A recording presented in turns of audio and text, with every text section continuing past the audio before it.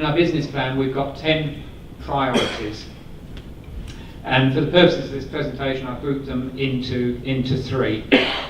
We're all about informing service users. Croydon residents need to know what's going on, they need to know what services are available, and we want to make sure that that's the case. Then we're all about gathering views. Healthwatch Croydon does not have an independent view of its own. We represent your views. And so gathering those views is a key part of our work.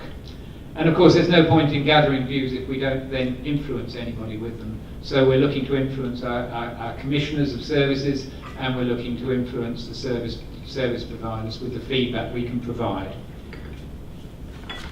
So if I look at our first priority, it's about community engagement in 8 identified seldom heard groups. It's a core requirement. We want to reach out to people who don't have the best opportunity to make their views known themselves. If you look down the list, we've got sexual health service users, particularly teenage girls, carers, asylum seekers, mental health service users, black, Asian and minority ethnic groups, children and young people, people with long-term conditions, and under 21 autism service users. And what we're aiming to do is we want to collect at least 100 views from each of those groups, so that we've got a good body of evidence and views which we can feed in to the people who provide these services. Our methodology is outreach, attending group meetings, surveys, visiting schools and focus groups. From what Charlie's told you, we've had considerable success in gathering views over the last year, and we'll be continuing to build on that in the coming year. If I move on to the next 3 priorities, these are derived from the Joint Strategic Needs Analysis and the Health and Wellbeing Board, key stakeholders in Healthwatch in Croydon. And the 3 issues there are to focus on community mental health services, child autism, and carers for the over 65s. We've already made some progress on that in that we've published 2 reports in August. One of them was on the adult mental health services, and then we got some feedback from the CCG, the Croydon Clinical Commissioning Group, who said, we welcome this report, which highlights some of the difficulties patients and carers have faced in accessing mental health services in Croydon, and sets out the challenges we've previously identified in our integrated mental health strategy for adults. We've listened to patients and carers, and we've invested 8.8 million over the last 2 years in providing more mental health services for our local population. We know there's more to do to improve mental health services for people in Croydon. We'll continue to listen to all patient feedback in developing and improving services. So they're listening, but we need to follow that through. Charlie has been. We attend meetings where we can hold the commissioners to account, and we will be continuing to do that.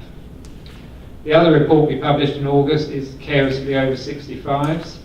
Again, we got a local response, this time from Croydon Council, who said carers play an important role in enabling the elderly to maintain their independence. We welcome feedback from Healthwatch, as we recognise the importance of listening to the user and carer voice as an essential part of improving services. Well, we would obviously wholeheartedly agree with them about that, but listening is one thing, carrying it into action is another, and again there's more work for us to do to follow it through to see what actually happens. If I go on to the next 3 priorities, they're all about influencing how we work with our service providers and commissioners. We see our role as to be a critical friend. We're not there to say thank you very much, you're doing a wonderful job. We're not there to go in and beat people up. We're a critical friend. We want to help make improvements. That's what it's all about for us. So if we look at the commissioners, particular focus there on GP services, what we have today is part of our efforts to gather views and influence. We have our CCG friends here today. We want to work with people. We're building that relationship. That's another dimension that Charlie's particularly brought to our work over the last year. Volunteers, we couldn't do our work without them. They make a tremendous difference. We've got a really solid base of people who are interested and willing to help and get involved. It's a very healthy situation, and I'd like to echo Charlie in saying a big thanks to all the volunteers who are here today and all the volunteers who aren't, and it will be a continuing focus to maintain that base of volunteers, to make sure we provide training and support for our volunteers. The eighth of our priorities is all about South West London, where there's the collaborative commissioning initiative, which in our case involves 5 other South West London boroughs, and the requirement of NHS England to produce a sustainability and transformation plan. Not a very memorable title, you've probably seen it, it's also called STP, which also doesn't stick particularly in my head. However, the issue does, because I think it's one of the most important. It is the means by which the gap between the growing demand for services and the limited funds available is intended to be addressed. Some of you will have seen the criticism from the pressure group 38 Degrees. They are basically raising concerns about what the specifics of the proposals are likely to be, and they've raised the issue of the lack of engagement that there's been about STPs. Now that should be about to change. The STP for South West London is due to be published this month. There are due to be what they're calling site-based meetings in South West London. There'll be 4 of them. One of them will be in Croydon. We wanted to try and make sure people know about it and have the opportunity to attend. But it seems to me that in terms of our agenda, this is one of the critical areas that we need to be diverting our attention into. Coming to the last 2 of our priorities, one is signposting, where we're looking to support and empower local people in navigating health and social care services through effective information resources. A lot of that is to do with, in my opinion, making sure that not Healthwatch does the publicity, but the powers that are responsible do the appropriate publicising. But in our own case, we do as much as we can through our outreach work, through our website and our newsletter.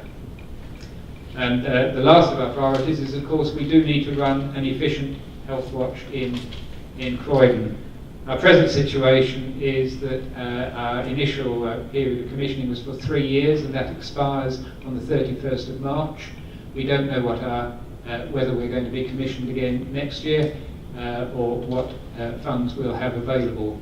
But we very much hope that we will be able to continue our work. And this is, of course, why those of you who followed the advert for a new CEO will have seen we've had to advertise for an interim CEO, because in the absence of definitive funding, we're not in a position to appoint, to make a longer-term appointment. But obviously we hope that we'll appoint a suitable person, and then we'll set about making a permanent appointment once we know what our funding position is. So coming back to my themes, what we're looking to do is we're looking to inform service users, gather views, influence on the basis of those views, and of course make a real difference by following it through. That's what our plan is, and there's now an opportunity for people to ask any questions you want to of Charlie on what we've been doing, or me, or the board members. We've got Richard and Vashi and Sandra and David here, as well as myself.